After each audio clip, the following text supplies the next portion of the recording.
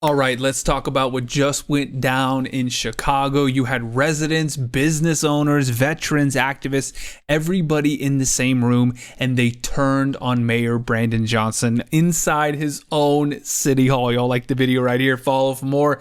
And let's get into this one. This is all over his new $16.7 billion budget, packed with new taxes, almost no cuts, and a whole lot of spin, y'all. He's pushing a $21 per head tax on companies with more than 100 employees, a cloud tax, a social media tax, plus $1.3 billion in new borrowing. No serious plan to trim the spending, no real explanation of where the money's going, and now even his own team is saying slow down. His handpicked finance chair, Pat Dowell, is saying there is no reason to rush this. Other elders are warning that the tax hikes hit right as property tax bills land in mailboxes. Then you watch the public comment. A woman from Chicago Flips Red stands up and says she is bringing people into Trump Tower to spend money in the city. The business owners are scared to hire because of the head tax. She calls State Street and the Magnificent Mile sad, empty, and says this mayor is taxing the life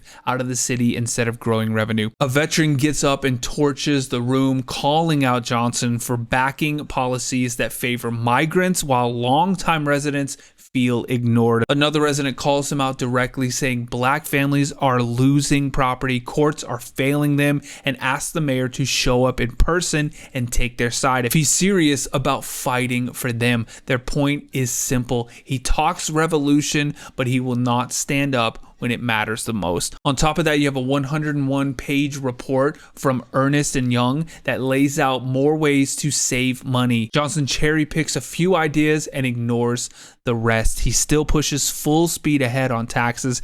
Even civic watchdogs are saying he is not governing for the whole city, only for a narrow ideological base. So you end up with this picture, a mayor who looks like a substitute teacher who lost control of the class in 5 minutes, scrambling for votes every day while Chicagoans and his own finance allies tell him to slow down, cut waste, and stop using tax hikes as a first resort. If this keeps up, Chicago Flips Red stops being a slogan and starts looking like the direction the city is ready to move in, especially with President Trump back in the White House and the federal policy shifting away from blank checks for failing blue cities. Y'all like the video right there? Follow for more. Let me know what you think in the comments.